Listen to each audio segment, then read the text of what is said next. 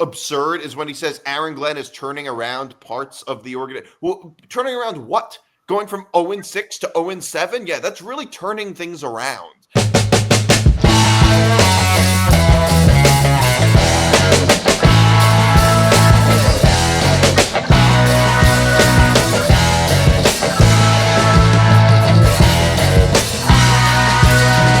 Hey, what's up, everybody? I'm DiMartino. That's Johnny Montalbano. This is another edition of Moving the Goalpost. You can follow us across social media at MTGPETB. You can follow the Empty the Bench Network across social media at ETB Network. You can follow me on Twitter at Nick DiMart, Johnny at Montalbano NY. You can watch all Empty the Bench shows on YouTube.com/ETB Network, and you can listen to Moving the Goalpost wherever you get your podcasts. And make sure to like and subscribe. And this show is presented by Playback. Stay tuned for later in the show to find out more. All right. So there's a whole lot going on with New York football right now. I can't think of better, here's the thing. In sports, there's always a lot of conspiracy theories that go on. And, people talk about how the NFL rigs games for the Chiefs and everything, whatever. Here, proof that the NFL is not rigged are the two New York teams. The biggest market in the country is the most unhappy, possibly the most unhappy. So there's a lot to get to with the Jets and the Giants. The Giants blew a 19-point lead against the Broncos in what was ultimately just a worst-case scenario type of thing. Like, if you were watching that game when they were up 19-0, and you're like, well, and you're a Broncos fan, and you're like, all right, how do we come back and win? You'd be like, well, the Giants, they're going to have to, miss another extra point. And, we're going to have to score, 33 unanswered points. We're going to have to score, 30 unanswered points in the fourth quarter. And, blah, blah, blah, blah, blah. And it's it gets to the point where it's it sounded too absurd to even, what actually happened was more absurd than something you could even make up in your head. That's how bad this was. They gave up 33 points in one quarter to a team that didn't score for the first three quarters. I don't think I've ever seen a collapse that bad. And the other thing with the Giants is that, look, Jackson Dart looks good. The Giants' future, Cam Scatterboo looks good. I think they may have single-handedly saved Brian Daboll's job. But let me just say, maybe there is a worry with the Giants that they're going to be one of these teams that can't play 60 minutes of football. You know what I mean? They're going to be like the Bears or the Packers when they play on the road. And they're just, or even the Eagles. There are some teams whose kryptonite is just lasting 60 minutes. And that's got to be a worry if you're a Giant fan. That you played well, but only for three quarters. That's always a big issue. It's an issue with a lot of college teams too. We see a lot of it. And that's what it looks like with the Giants. I don't know what your thoughts were. You probably reacted more strongly than I did to this, but I couldn't believe what I was seeing. I was just happy because the Giants covered the spread. That's all I cared about. Oh, sure. Yeah, I didn't get that part right. I thought this game would be a lower scoring game. It was funny. So I watched the game live on Sunday at my favorite bar. I actually had a Broncos fan that was sitting right by me watching the game too. And one of the first things he said was, we're a second half team. And if you think about them 2 weeks ago when they played the Eagles, they rallied from 2 scores down in the fourth quarter to win. Yeah, there's a lot of different reactions to feel to this. I will tell you as a fan, I'm upset. I'm disappointed that we blew the game. Especially the way that we did. But I came out of the game with a few thoughts. Number one, the quarterback is set for a while now. Jackson Dart continues to show, although he threw a terrible interception in the fourth quarter, but I almost could blame that more on coaching than I could blame on him, even though it was not a good throw. He's a rookie quarterback. Those kind of throws are going to happen with a rookie. The running back, they've got that position shored up as long as he can stay healthy. And that looks to be one of the steals in the draft in Cam Scatterboo. And I know they give up 33 points in the fourth quarter, but I still look at some parts of this defense, and some guys on this defense still look to be, set, like Brian— Abdul Carter, here's one of the many interesting things about this. So Abdul Carter was dealing with a hamstring injury going into the game. And the thing was, if he's healthy enough to play, why is he not really out there in the fourth quarter when you need him the most, especially as you're blowing this lead? And this is a true momentum game. It's just, that's really it. But I come away with this thinking that the quarterback position is there, the running back position is there, some parts of this defense are there, and they're doing this, remember, without their top two receivers and a secondary that is still very, very suspect.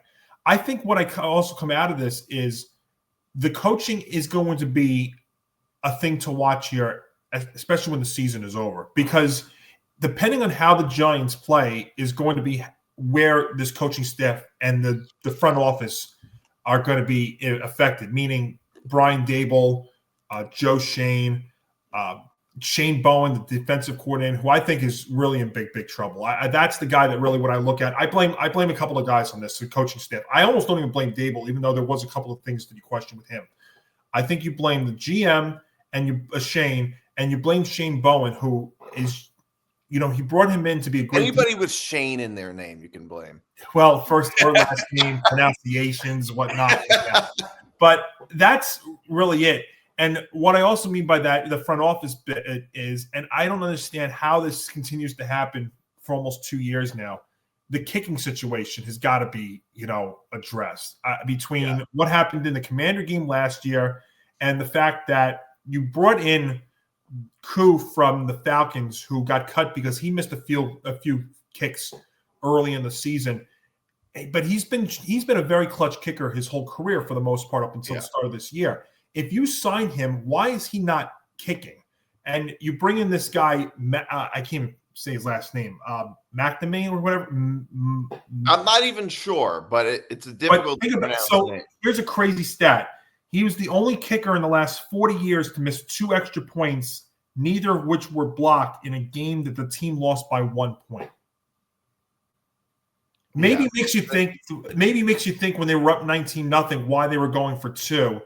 Whether it was the fact that you didn't trust him or the fact that you were chasing points. I think they were just chasing points. I don't think it had anything to do with not trusting their kicker. I mean, if that were the case, why wouldn't they have gone for 2 to go up 34 to go up what would it have been 34-30 if that was the reason. I think they were just chasing points. Yeah, maybe. Which I think is just a dumb look. Chasing points is not a good idea. It was a bad move because, I don't think it's because they didn't trust their kicker.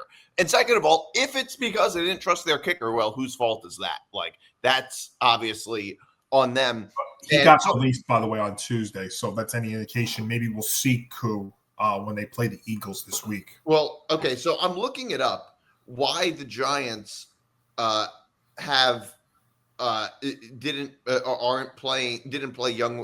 play Koo. I'm not even, because I'm looking at an article and it's not even clear why they started Makatamney. Is that how you say it? Yeah, I think that's what we'll just say. Okay.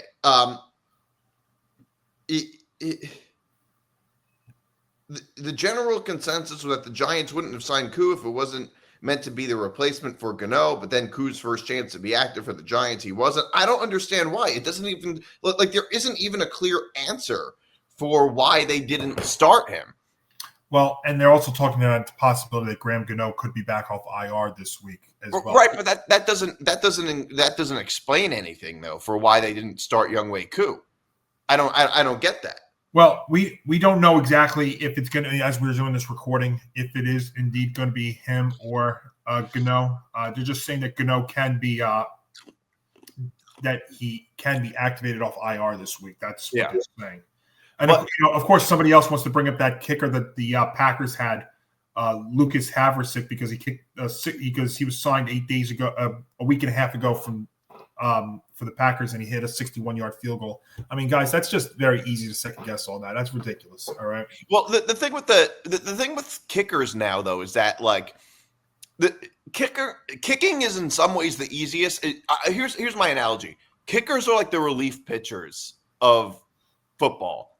They don't play a lot, in a lot of ways, like in many ways, it's like an easier type of job, but you're expected to deliver in those spots because you basically have one job. And kickers are expected to be almost like perfect within 60 yards now. And like that's why so many guys have been getting cut, because like the line, the bar is just set so high. That's why the Niners cut Jake Moody. Moody just had one bad day and they cut him. And then he went to another. Who's he on now? One of the Bears, and he kicked the Bears. Clutch, that's it. Remember, he kicked that clutch field goal on Monday night 2 weeks ago against. Yeah. So now, so kickers are just like, it's one of those positions where this year it seems like they're being moved around a lot. But if they had Younghoe Koo, I don't understand why they didn't like just use him. That's so weird to me, why they didn't just use him. Now, and you were talking about the coaching, and you're right. First of all, you don't give up 33 points in one quarter, and that has nothing to do with the coaching. It obviously has something to do with the coaching. Like, there's no way you can possibly convince me that. And I thought it was just fairly obvious from some of the decisions that they were making. Now, that's not as much on Dable as much as it is on a defensive coordinator, because Dable doesn't run the defense. Similar to how Aaron Glenn doesn't really run the offense. So on some level, I think that's true, but the head coach is still responsible for his coordinators on some level. You were talking about coaching with the Giants, and and the GM, and I will say, I have to really agree with you that the coaching and the GM is very much a problem with the Giants. And I think proof of this is what happened with Daniel Jones and how good he looks with the Colts, who are not exactly a great organization. I mean, they're actually notorious for being a very bad franchise for young quarterbacks. I mean, they wasted Andrew Luck's career. They were only able to win one Super Bowl with Peyton Manning. Peyton Manning they should have been a dynasty with Peyton Manning as their quarterback. And look at the difference between Daniel Jones with the Giants and the Colts. Now, some of it is just, you need a change of scenery or whatever, but it's hard to fully explain that without either blaming the coaching or the GM, because there has to be something there that I think has something to do with either the GM or the head coach. But there's got to be some problem there, whether you blame the roster or you blame the coaching. It's got to be like you can't fully explain that, I feel like. Well, it's funny because what Jones is doing right now with the Colts is exactly what he is. I shouldn't say exactly, but it's similar to what he was doing with the Giants when he took them to the playoffs back in 2022. The offensive line played well. He had a solid running game. He had good receivers to throw the ball to.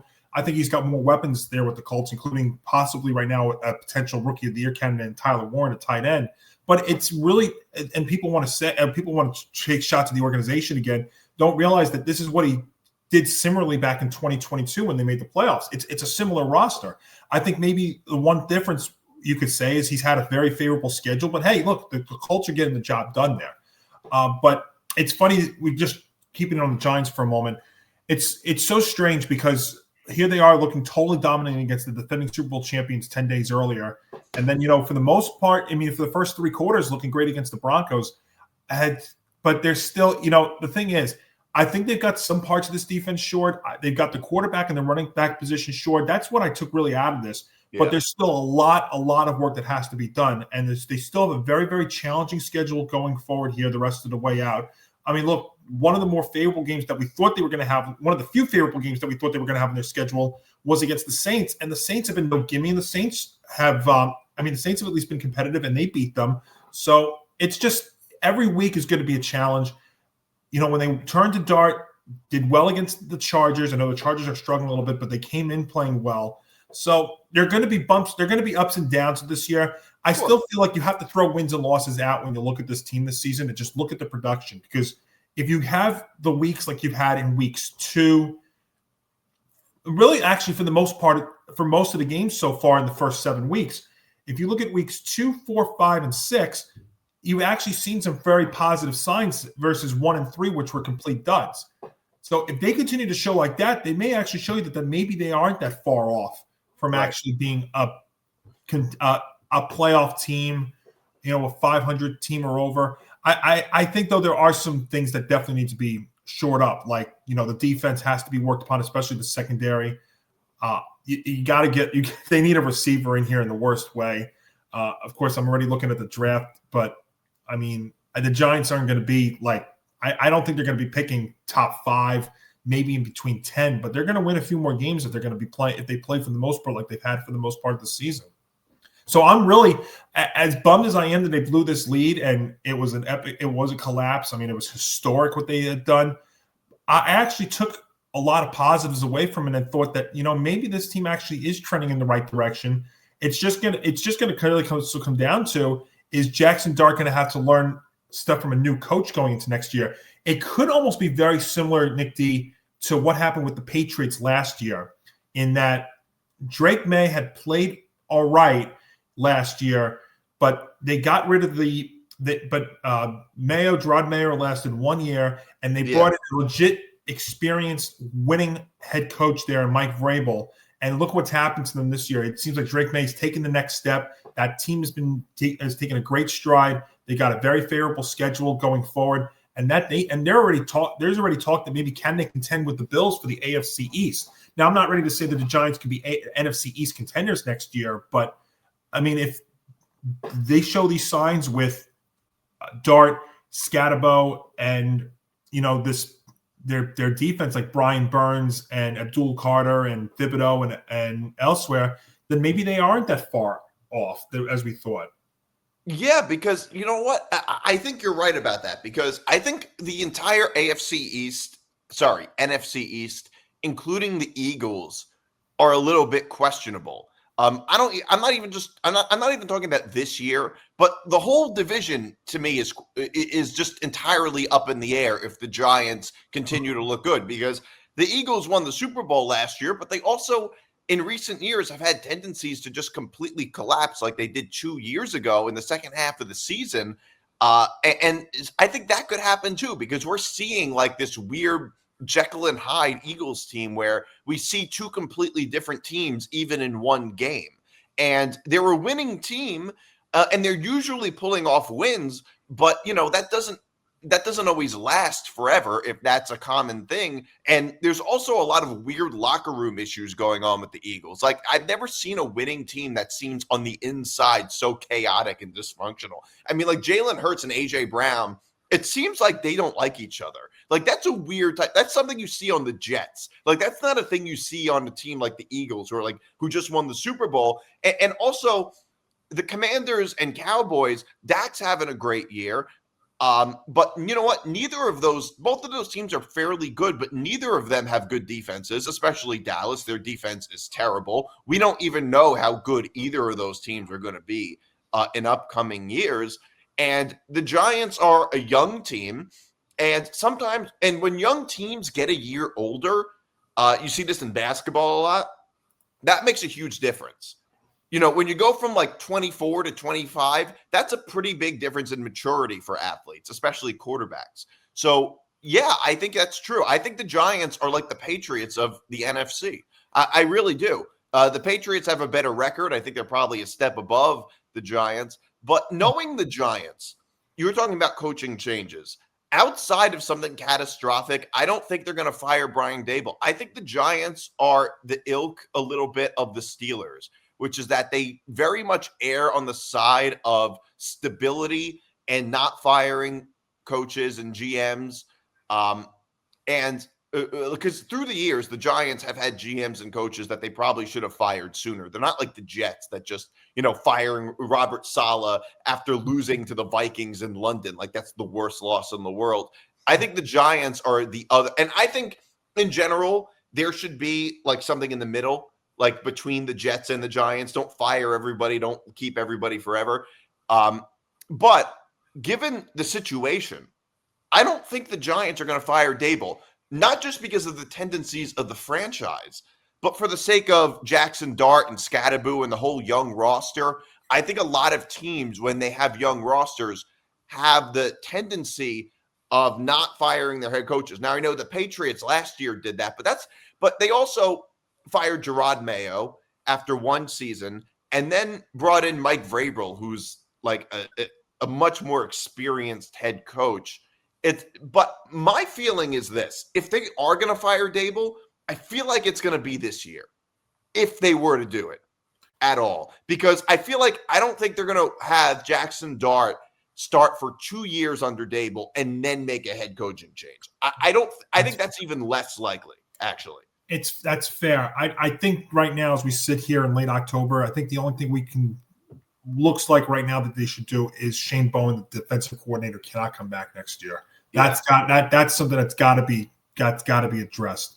But I mean, we'll see. I mean, they play the Eagles this week. You know, the Eagles are going to be looking for revenge off of what happened to about a week and a half ago, and also the fact that the Eagles come in now off of one of their better games of the season against the Vikings. So it'll be interesting to see what happens there. Jackson Dart's playing with a lot of confidence.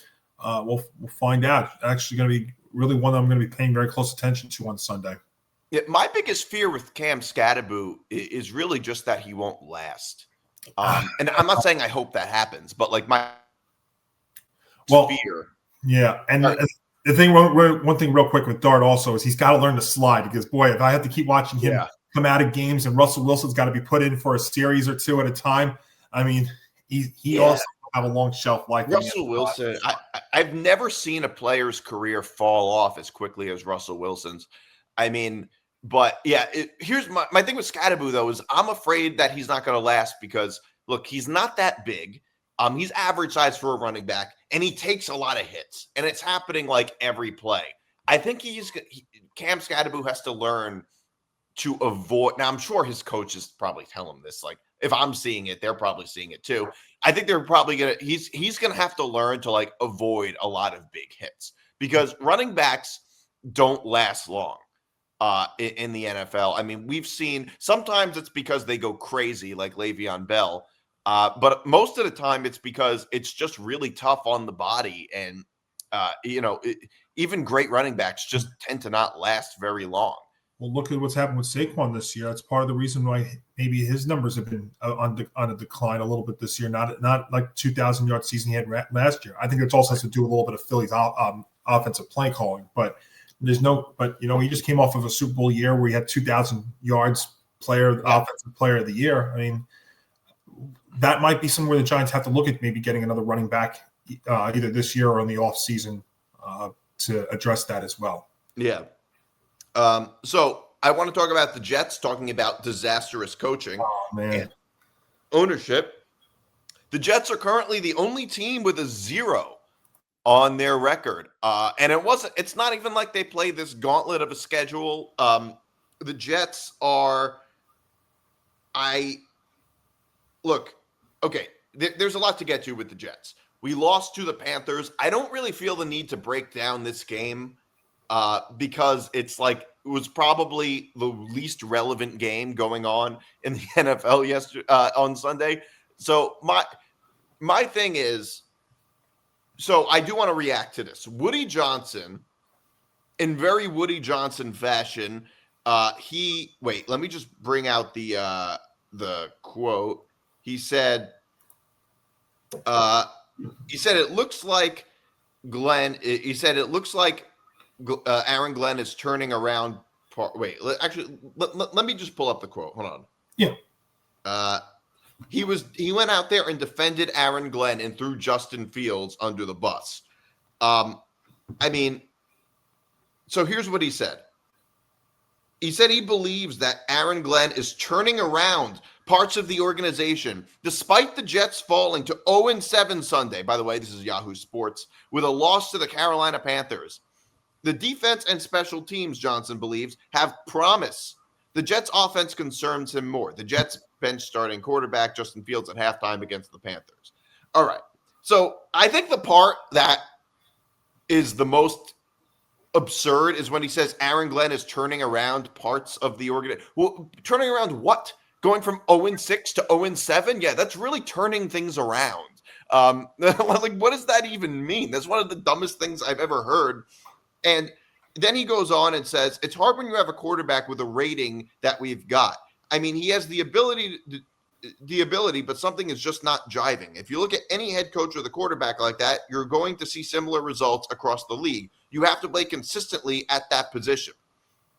Well, And he also said he also made a joke about Justin Fields. He said if we could just complete a pass, it would look good. The offense is just not clicking, and you can't run the ball if you can't pass the ball. It's football 101. And I think he said it. And I think he said something like, if your quarterback has a passer rating similar to a golf score or something like that. Yeah. Which, okay. The craziest thing about that is whose fault is it that Justin Fields is the quarterback? That's on Aaron Glenn. Like, Aaron Glenn made that decision to move on from Aaron Rodgers, and then the Jets paid 2 years, $40 million to Justin Fields under the hope that we can change him, which was the most delusional thing in the world, because Justin Fields is not a good enough quarterback to overcome weak coaching. Like, that's the problem. And now Justin Fields looks worse than he did with Pittsburgh or in Chicago. And like this was the most predictable thing in the world. I didn't think we'd go 0-7, but like, look, I'm not shocked that Justin Fields looks the way he does.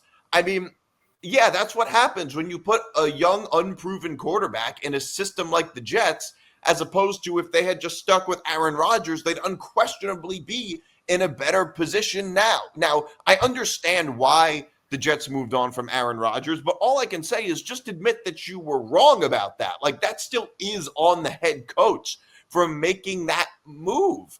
And like that's the whole thing. And it was just not only that, he's not the only quarterback on the roster. You don't have to play Justin Fields. That's on the head coach. Yeah. So I listened to what Woody said, and if I was a Jets fan, I'd be just beyond furious, because it just seems to be it's the same old garbage. And yeah, Woody he's lost. He really is. I mean, he's one of the worst owners in the sport. I mean, he just and you know, I've really thought about this long and hard when I try and make it. I'm trying to make this very, very simple, and like what are like to try and simplify it to two problems with the Jets for the last how many years. I think it comes down to two things. Number one, the fact that they were not able to bring in an experienced coach. And I'm not saying an experienced coach would have made them 5-2. It could have made them 3-4 with maybe some progress. But I mean, if you look at their schedule, I think good coaching actually gives them a few extra wins. But I think, and Nick D, you and I have spoken about it on this show numerous times, about bringing in an legitimate experienced head coach in here, number one. And that they have not brought in a legitimate experienced head coach here in years. And number two, while the Jets have been the worst team in the NFL for the last 15 years, the fact that they haven't been the worst team in any given year, meaning record-wise, and what that does is not allow you the option of drafting whoever you want with the number one overall pick, I think is also a problem. So it doesn't give you a chance to draft that potentially franchise quarterback. I feel like when I look at this franchise, while I know it's been a struggle for years and years and years, this big struggle for the last 15 or so years where they have not made the playoffs has come down to two moments. It's come down to the Victor Cruz 99-yard run, catch and run Christmas Eve back in 2012. And I think it ultimately comes down to that win, that whatever word you want to use, that irrelevant win against the Rams when they missed out on possibly getting Trevor Lawrence and ended up with Zach Wilson. Yeah, well, I don't think they've ever recovered from those two moments. Although I will say, given how good would Trevor Lawrence have been under the Jets system? Because, you know, there's still a lot of question marks about Trevor Lawrence with Jacksonville. And I think Jacksonville is a better organization for a young quarterback than the Jets. Like, I am a little bit skeptical that, like, Lawrence would have been like another Darnold if he was with the Jets. The systems, obviously, you can't compare it in terms of the systems. I think what I'm trying to say, though, is just the option of having the first overall pick and having the option of either having Lawrence or Wilson, where I felt like Jets had to reside to Zach because Trevor Lawrence went number one overall that year. Like, I don't think the Jets are going to go 0-17 this year.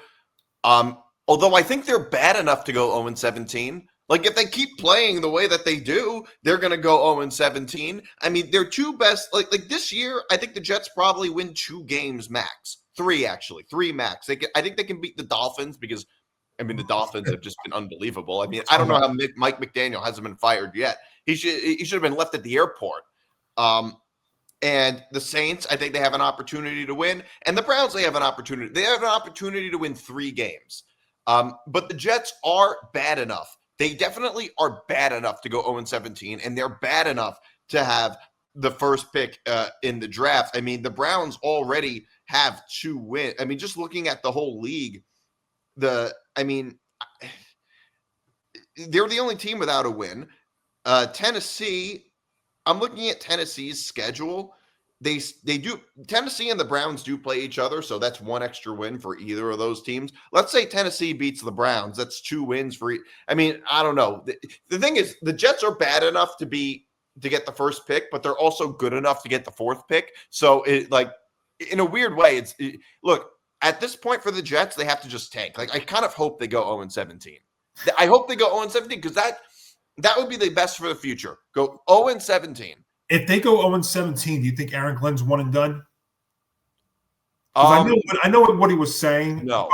The problem is, and maybe this would be another situation like we were talking about with the Giants earlier, it depends on how they would play it to fall 0-17. I mean, if they look like they were playing like the last couple of weeks and they go 0-17, I think Aaron Glenn's going to be one and done. And then you have to look at bringing in – but this was the problem we talked about when they brought in Aaron Glenn is, it feels like it's the same old story again where we're bringing an inexperienced head coach and defensive guy too.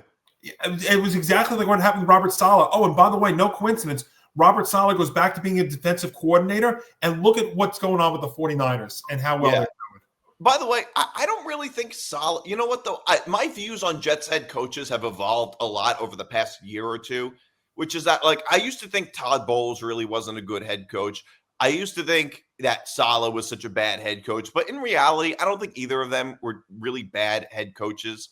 I think they were just on the Jets. And the thing with the Jets is that they're the common denominator. That's the common denominator. Adam Gase was a bad head coach, but I think that, Adam Gase wasn't as bad as his reputation suggests. He was, I think a big part of the problem is the Jets. I used to think Bowles was not a good head coach when he was the head coach of the Jets, and he made some questionable choices. But now I kind of view it a little differently. I think the problem ultimately was the Jets, and he also almost led us to the playoffs in 2015 with Ryan Fitzpatrick. Maybe Bowles wasn't so bad. Maybe Saleh wasn't so bad. That's kind of how I see it now. Even though at the time, maybe a year ago at this time, I would have told you they were terrible head coaches. So, and I think Aaron Glenn is so far not a good head coach. So far, he's not a good head coach, but he's not going to be one and done, I don't think, because for this reason, he's signed to a 5-year deal. You got to pay these head coaches for 5. You can't. They're the NFL. They're not at-will employers like most of us, where they don't have to pay you after they fire you. They have to pay him for all of those years. And so I'm not convinced that he's going to be a one-and-done head coach. The Jets are quick to fire head coaches, but I don't remember the Jets. The Jets aren't really a one-and-done type of team. The Jets don't really one-and-done their head coaches very much. They usually give them at least 2 years. I don't think they're going to fire him even if the Jets go 0-17, unless things are catastrophically just awful. But I don't think that's going to happen, especially now. Woody is defending Aaron Glenn, which I think is crazy. I think Aaron Glenn has just not done a good job at all. I think so far, he's also a first-year head coach. Maybe he can get better. He's very inexperienced. But to me, that's more the issue with the hire. I wanted the Jets to hire Rex Ryan or Doug Peterson even. I think those would have been better choices than Aaron Glenn. And people are like, oh, you want to go back to Rex Ryan? It's I'm longing for the Rex Ryan days. What are you even talking about?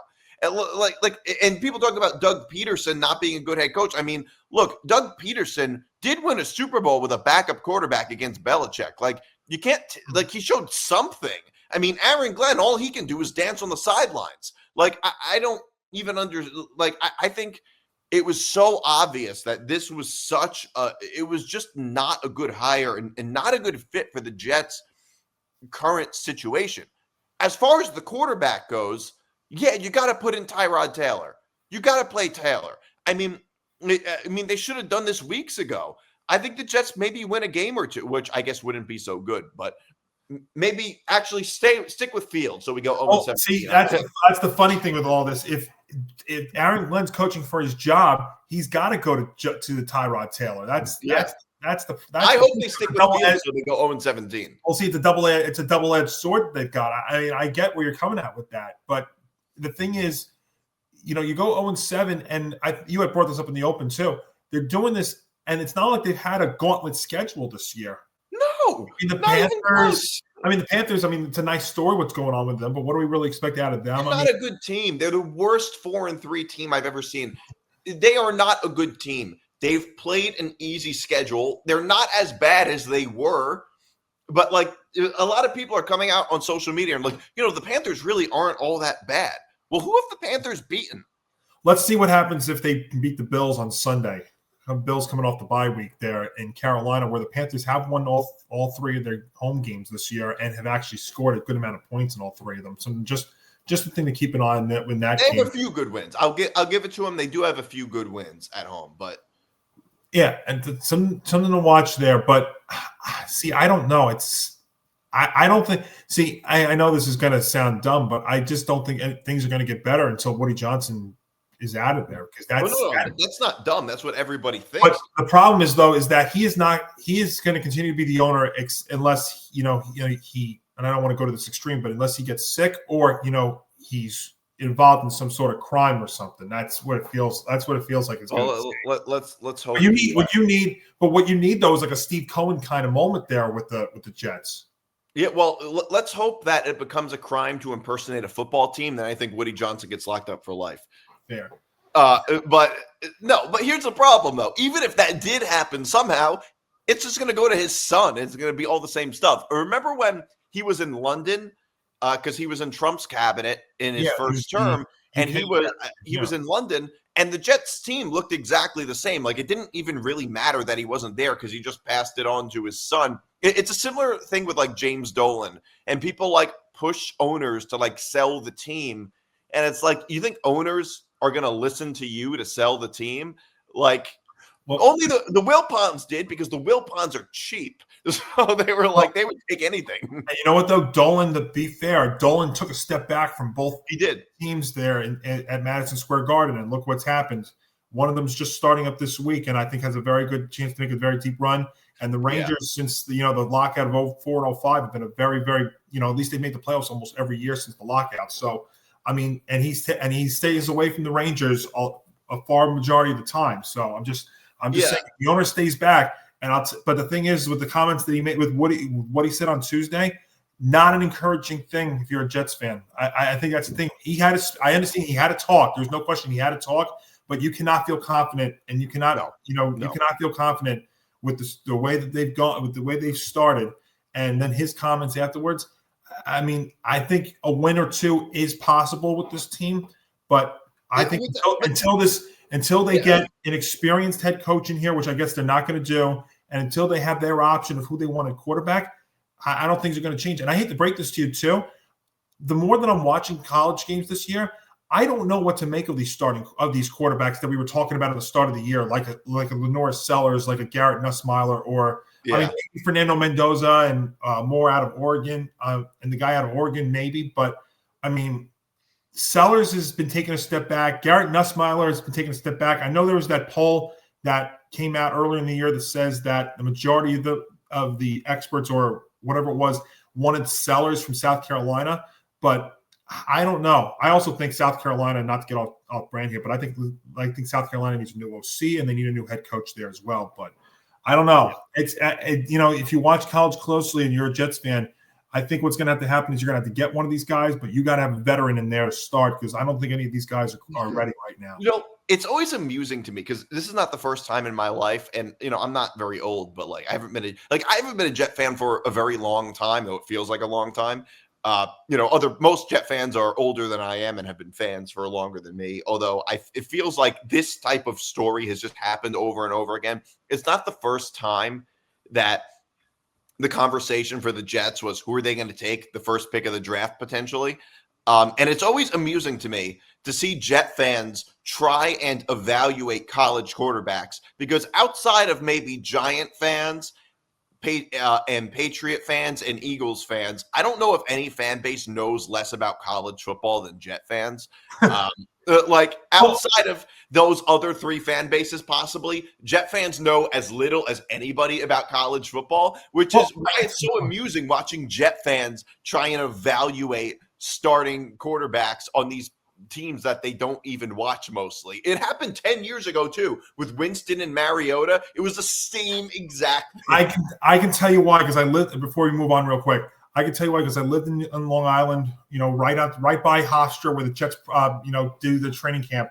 I lived in Long Island the first 25 years of my life. Long Island, New Jersey, they don't know much about college football because they could care less about college football. It is not a thing up there. It's a New York thing. It's a New York. I wouldn't even say it is, because sorry. It's a Northeast thing. Philly, New York, Boston.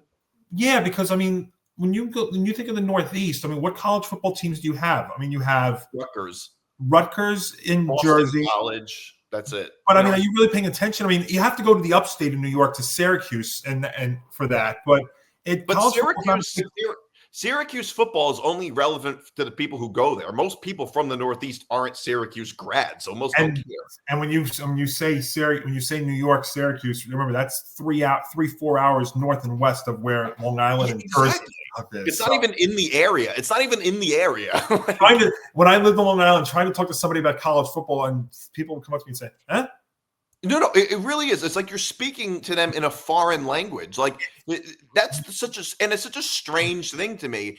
I guess it's not that strange, because I think, look, America's a really big country and we have very diverse populations across the country. The South is like the polar opposite.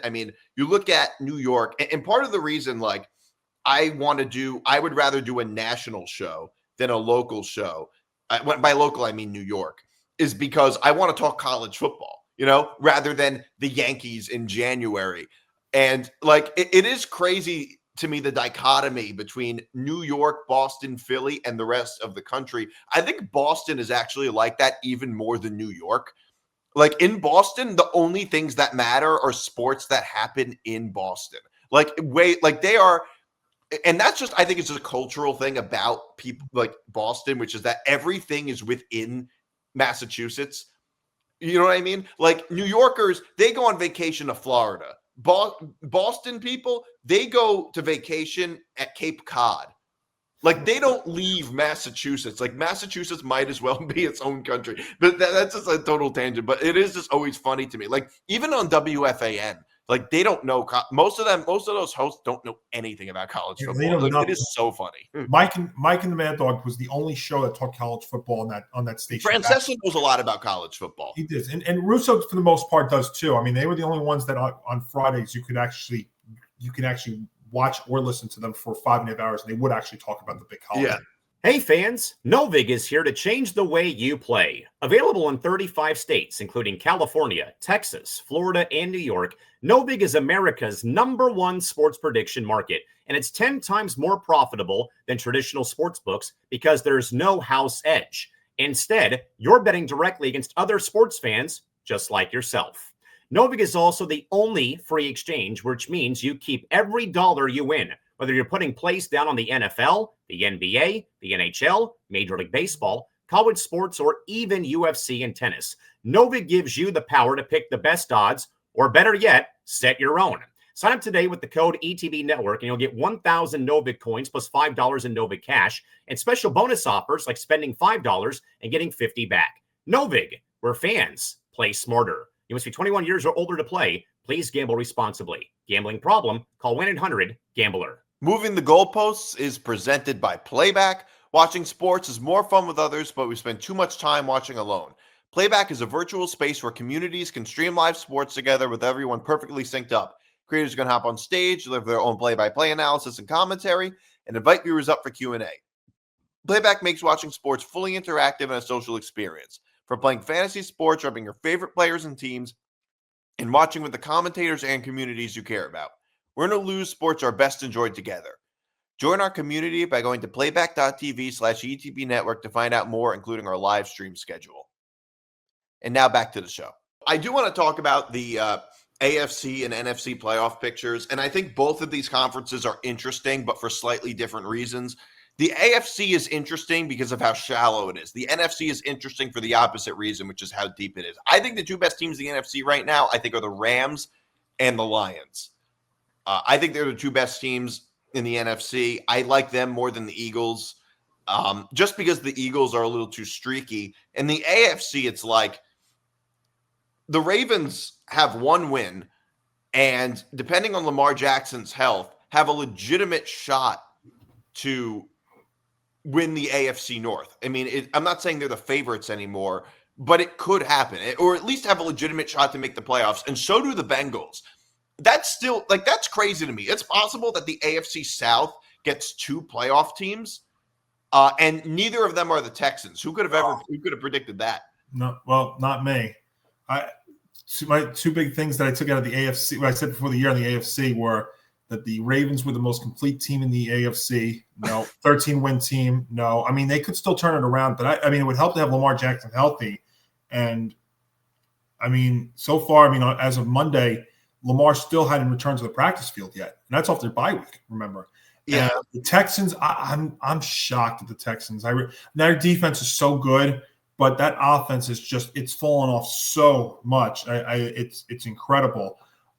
I will tell you, though, that's one of the things I took away from this past week, Nick, was going to the NFC.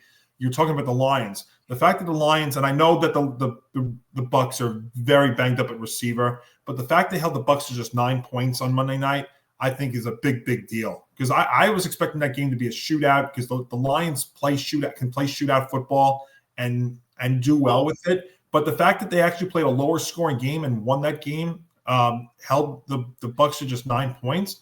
I mean, I think the Bucs are missing a lot of their weapons too. Oh, I understand that, but I mean, I think the Lion defense is so suspect that they could have still given up 24 to 30 points to Baker Mayfield, who's playing like an MVP, and he's going to have to be an MVP more than ever. Yeah. I would be very curious to see, and this is something we're tying into this whole picture, with the trade deadline in 2 weeks. And we've seen in recent years how the trade deadline in football has actually increased in volume because of the extra, because now the 18-week season, the 17 games in the regular season, the 2 extra teams that make the playoffs, and one in each conference. I think that actually adds a bit to the trade deadline. And you talk about these, we've heard of some names, some receiver names that have been on the radar. Now I wonder, with Mike Evans going to be out for most, if not all, of the season, if that means the Bucs go after a receiver. I know that they won't trade the division, but I'm thinking of somebody like an Olave there from the Saints. I'm thinking of like a Jacoby Myers from the Raiders. Jalen Waddle's name's been floated around, but then the Dolphins shot that down, saying they want a haul for him. So I'd be very curious. And I think, you can't put it past Howie Roseman there in Philadelphia to go out and get a player or two between the deadline in 2 weeks. That's something to really watch here when we're talking about this picture. Just going now back to the AFC for a second. I know we want to talk about the 6-1 Colts. Look, they're getting the job done. I'd be very curious to see, as they enter a little bit more of a challenging part of the schedule, and then actually having to play a game outside. Because if you think about it, their games have all been in domes or indoors for the first 7 weeks. If they start adding some cold weather, some elements into that, and playing some tougher teams, can they keep it going? I think they've shown they could compete with just about anybody the way they've been playing right now. Yeah. All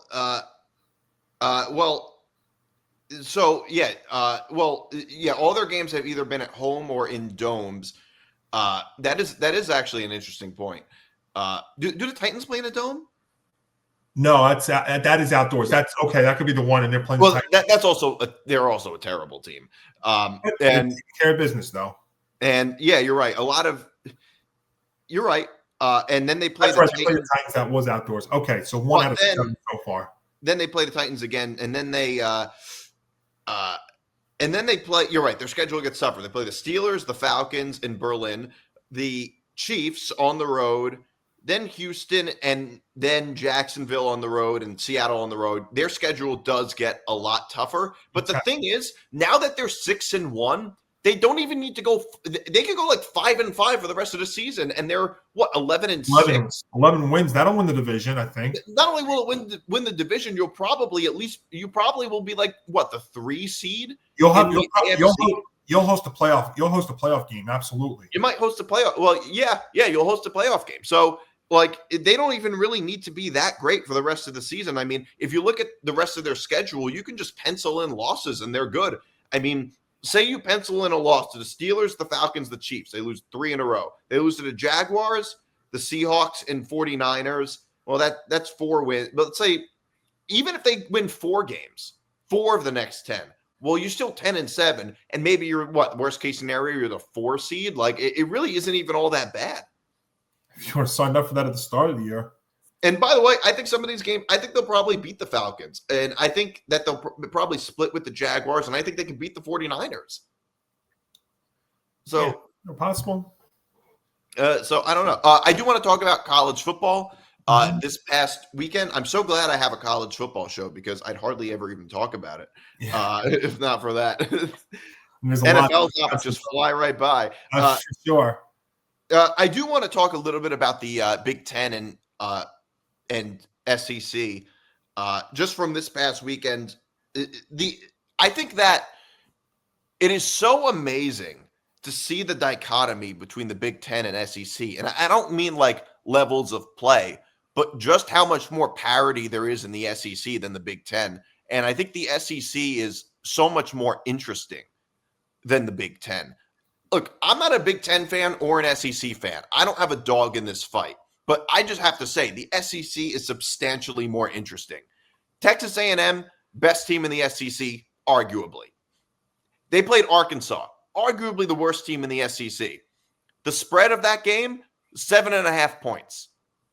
I know they went on the road to play Arkansas, but I feel like if Ohio State or Oregon went on the road to play Northwestern, who's not even at the bottom of the Big Ten, the spread would be, 30 points. Yeah, like that is just so unbelievable to me. Yeah, you'd be fetching at least 3 touchdowns. Yeah.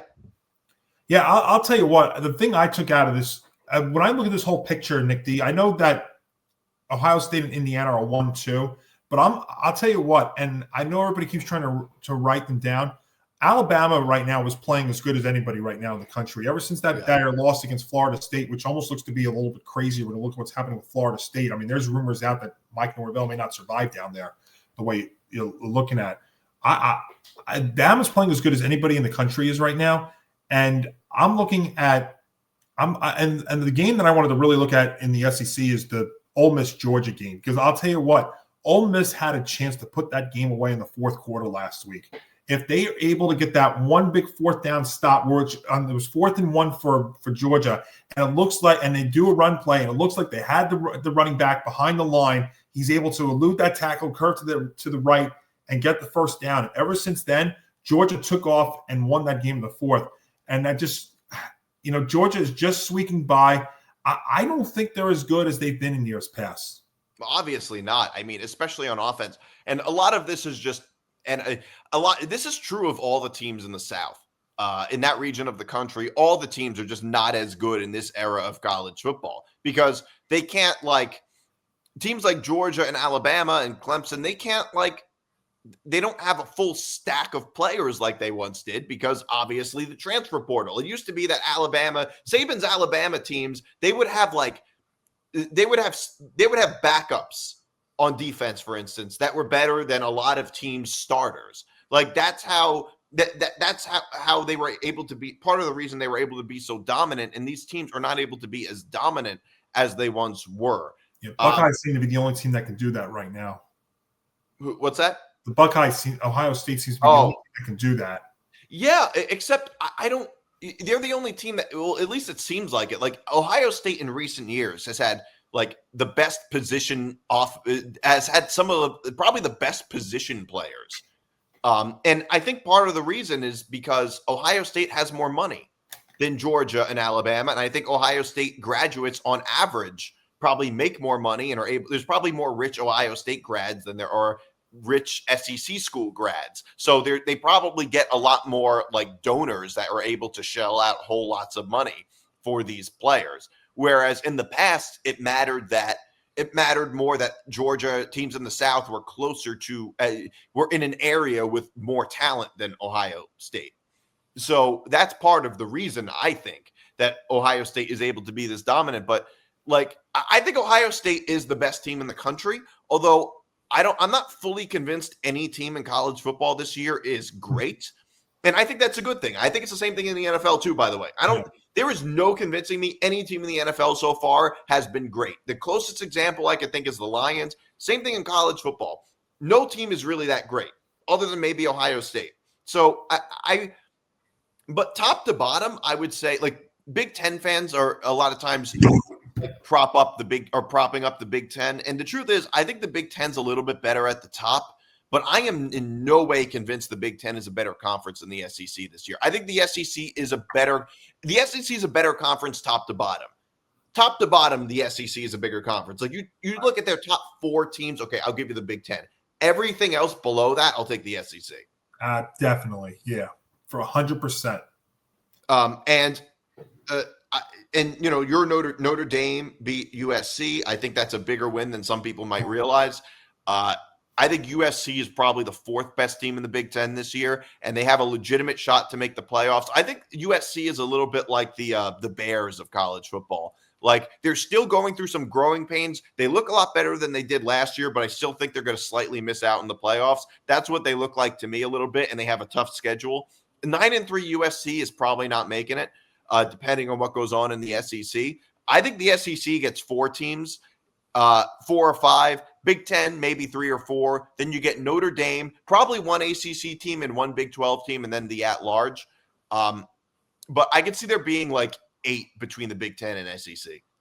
Jadarian Price's 100-yard kickoff return for a touchdown saved Notre Dame's season. You know, when SC is up 24-21 late third, when they go to take a 24-21 lead late third quarter, and you know you were sweating bullets in that game Saturday night, and then Jadarian Price runs that 100-yard return, a kickoff return back. That saved Notre Dame's season, because you know Notre Dame doesn't win that game, they're done. I mean, you can't have 3 losses. No, I don't care how close they are. Not with Notre Dame's schedule. And the thing with Notre Dame is that like I've always compared them to the team that crams for the test. You know what I mean? Like they kind of get themselves behind, and then they just look amazing after that. Like they're just lights out. And that's what Notre Dame has really looked like, because they can't afford another loss. Although the truth is, I think their 2 losses look pretty good. They lost to Miami, and they lost to Miami by 3 points, and they lost to Texas A&M by 1 point. And you know, if not for a missed holding call, they probably win that game. So their losses don't even really look all that bad. They're against some of the best teams. I know Miami just lost. Yeah, how about that? Good losses.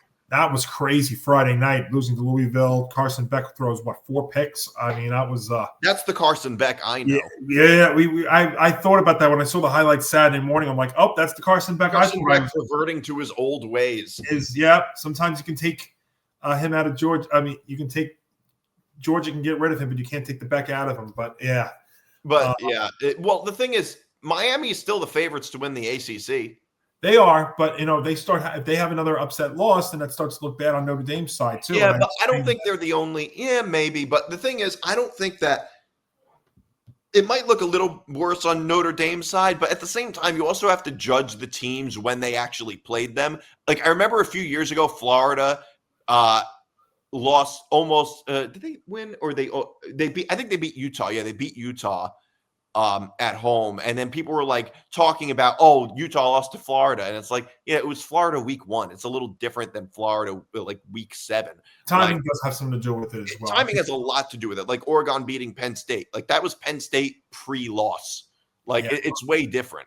Yeah. I don't think it's fair to judge Oregon because Penn State then lost to UCLA and Northwestern, completely fell apart. Like the reason they lost those 2 games is because Oregon beat them. Like that's what I really think happened. But I think you were right. Real quick before we move on, college this year feels like week to week. It feels like the NFL in that regard, that it is a week to week league, because you know you can still have some of these head to head matchups still happening later on in the year.